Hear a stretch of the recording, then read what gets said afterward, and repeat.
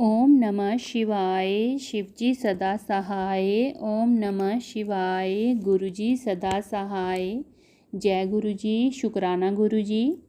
शिव पुराण श्री रुद्र संहिता खंड चौथा 9वां अध्याय तारकासुर की वीरता।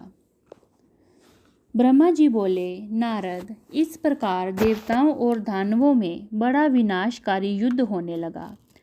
तारकासुर ने अपनी विशेष शक्ति चलाकर इंद्रदेव को घायल कर दिया। इसी प्रकार दानवों की सेना के वीर और बलवान राक्षसों ने देवताओं की सेना को बहुत नुकसान पहुंचाया। उन्होंने कई लोकपालों को युद्ध में हरा दिया और देवगणों को मार मार कर भगाने लगे।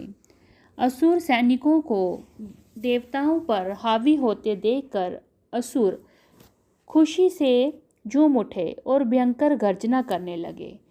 तब देवताओं की ओर से लड़ रहे वीरभद्र क्रोधित होकर तारकासुर के निकट पहुँचे।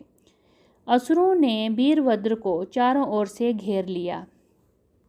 उन्होंने परस्पर पाश, खड्ग, फरसा और पटिश आदि आयुधों का प्रयोग किया। देवता और असुर आपस में गुत्थम गुत्था होकर लड़ने लगे। तभी देवताओं की ओर से वीरभद्र तारकासुर से लड़ने लगे। वीरभद्र ने पूरी शक्ति से तारकासुर पर आक्रमण किया और उसको त्रिशूल से प्रहार कर घायल कर दिया।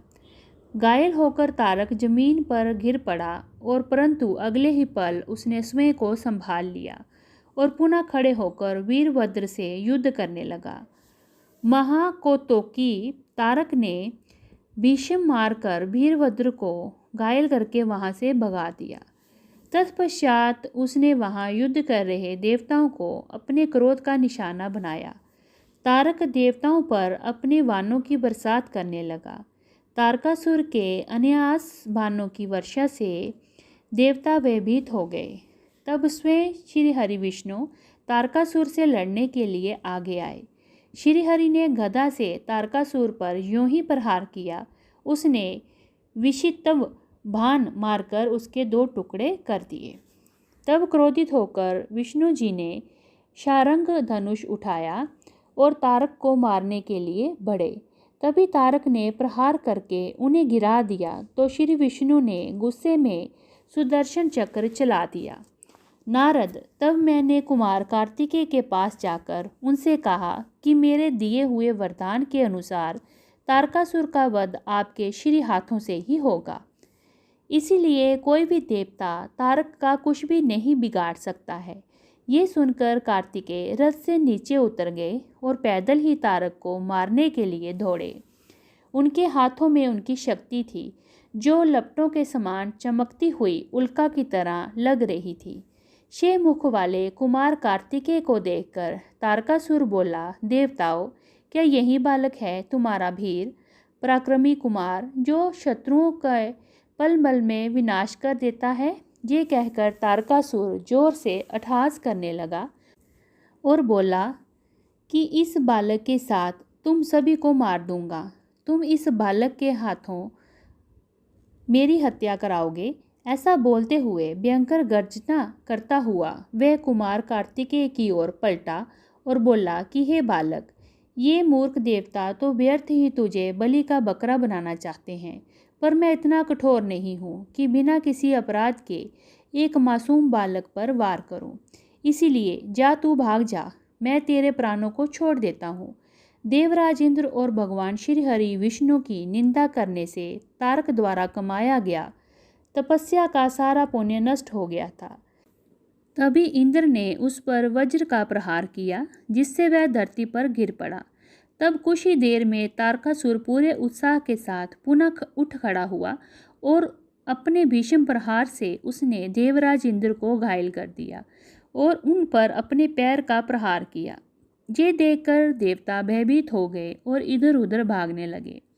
तभी श्री हरि विष्णु ने इस स्थिति को संभालने के लिए तारकासुर पर अपना सुदर्शन चक्र चला दिया।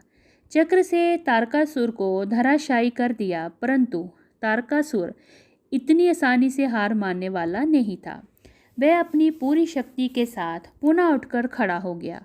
तब उसने अपनी प्रचंड शक्ति हाथ में लेकर भगवान विष्णु को ललकारा और उन्हें अपने विषम प्रहार से घायल कर दिया। विष्णु जी मूर्छित होकर पृथ्वी पर गिर पड़े। वहाँ वह ये दृश्य देखकर सब देवताओं में कोहराम मच गया। सब अपने प्राणों की रक्षा करने के लिए इधर उधर भागने लगे। सारी सेना तितर बितर होने लगी। ये देख वीरभद्र ने तारकासुर पर आक्रमण किया। उसने त्रिशूल उठाया और तारकासुर पर वार किया, जिससे तारकासुर भूमि पर गिर पड़ा। किंतु उसी क्षण उठकर उसने वीरभद्र को अपनी शक्ति से घायल करके मूर्छित कर दिया और जोर जोर से हंसने लगा। इति श्री 9वां अध्याय समाप्त। 10वां अध्याय तारकासुर वध। ब्रह्मा जी बोले, नारद, ये सब देखकर कुमार कार्तिकेय को तारकासुर पर बड़ा क्रोध आया और वे अपने पिता भगवान शिव के श्री चरणों का स्मरण कर अपने असंख्य गणों को साथ लेकर तारकासुर को मारने के लिए आगे बढ़े। ये देखकर सभी देवताओं ने उत्साह की लहर दौड़ गई और वे प्रसन्न मन से कार्तिकेय की जय जयकार का उद्घोष करने लगे। ऋषि मुनियों ने अपनी वाणी से कुमार कार्तिकेय की स्तुति की।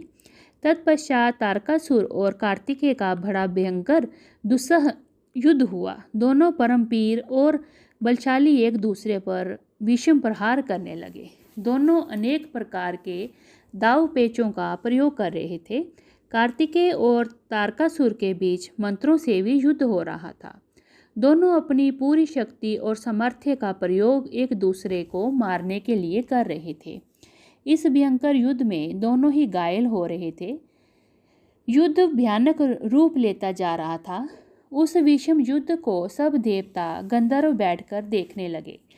वे अद्भुत युद्ध अनायास ही सबके आकर्षण का केंद्र बन गया। हवा चलना भूल गई, सूर्य की किरणें ठहर गईं, यहाँ तक कि सभी पर्वत इस युद्ध को देखकर अत्यंत भयभीत हो उठे। वे शिव पार्वती के इस पुत्र की रक्षा के लिए तुरंत उधर आ गए। ये देखकर कार्तिकेय बोले, हे पर्वतों, आप कोई चिंता ना करो। आज इस महापापी को मैं सबके सामने मौत के घाट उतार कर भय से मुक्ति दिलाऊंगा। जब कार्तिकेय पर्वतों से बात करने में निमग्न थे, उसी समय तारक ने अपनी शक्ति हाथ से लेकर उस पर धावा बोल दिया। उस शक्ति के प्रहार से आघात से शिवपुत्र कार्तिकेय भूमि पर गिर पड़े, परंतु अगले ही क्षण वह अपनी पूरी शक्ति के साथ पुनः उठ खड़े हुए और लड़ने के लिए तैयार हो गए। कार्तिकेय ने अपने मन में अपनी माता पार्वती व भगवान शिव को प्रणाम करके उनका आशीर्वाद लिया और प्रबल शक्ति से तारकासुर की छाती पर आघात किया। उसकी चोट से तारकासुर का शरीर विदीर्ण होकर पृथ्वी पर गिर पड़ा। सबके देखते ही देखते वह महाबली असुर पल भर में ही ढेर हो गया। महाबली तारकासुर के मारे जाते ही चारों ओर कार्तिकेय की जय जयकार गूंज उठी। तारकासुर के वध से सभी देवता बहुत प्रसन्न थे। तब अपने महाराज तारकासुर को मरा जानकर असुरों की विशाल सेना में भयानक कोलाहल मच गया। अपने प्राणों की रक्षा करने के लिए सभी असुर इधर उधर भाग रहे थे। देवताओं ने मिलकर सभी असुरों को मार गिराया। कुछ असुर डरकर मैदान छोड़कर भाग खड़े हुए थे, तो बहुत से दैत्य और राक्षस हाथ जोड़कर कुमार कार्तिकेय की शरण में आ गए और उनसे क्षमा मांगने लगे। तब कुमार ने प्रेम पूर्वक उन्हें क्षमा कर दिया और उन दानवों को आदेश दिया कि वे सदैव के लिए पाताल में चले जाएं। इस प्रकार तारकासुर के मारे जाने पर उनकी सारी सेना पल भर में ही नष्ट हो गई। ये देखकर देवराज इंद्र के साथ साथ समस्त देवताओं और संसार के प्राणियों में खुशी की लहर दौड़ पड़ी। पूरा त्रिलोक आनंद में डूब गया। जैसे ही कुमार कार्तिकेय की विजय का समाचार भगवान शिव पार्वती के पास पहुंचा, तो वे तुरंत अपने गणों के साथ लेकर युद्ध स्थान पर पधारे। श्री पार्वती जी ने अपने प्राण प्रिय पुत्र को अपने हृदय से लगा लिया और अपनी गोद में बिठाकर उसे बहुत देर तक चूमती रहीं। तभी वहाँ पर पर्वतराज हिमालय भी पहुँच गए और उन्होंने अपनी पुत्री पार्वती, भगवान शिव और कार्तिकेय की स्तुति की। चारों दिशाओं से उन पर फूलों की वर्षा होने लगी। मंगल ध्वनि हर ओर गूंजने लगी। हर तरफ उनकी ही जय जयकार हो रही थी। देवताओं के स्वामी देवराज इंद्र ने अपने साथी देवताओं के साथ कुमार कार्तिकेय की हाथ जोड़कर स्तुति की। तत्पश्चात भगवान शिव अपनी पत्नी पार्वती को साथ लेकर शिवगणों सहित कैलाश पर्वत पर लौट गए। इति श्री 10वां अध्याय समाप्त। ओम नमः शिवाय। शिवजी सदा सहाय। ओम नमः शिवाय। गुरुजी सदा सहाय। जय गुरुजी। शुक्राना गुरुजी।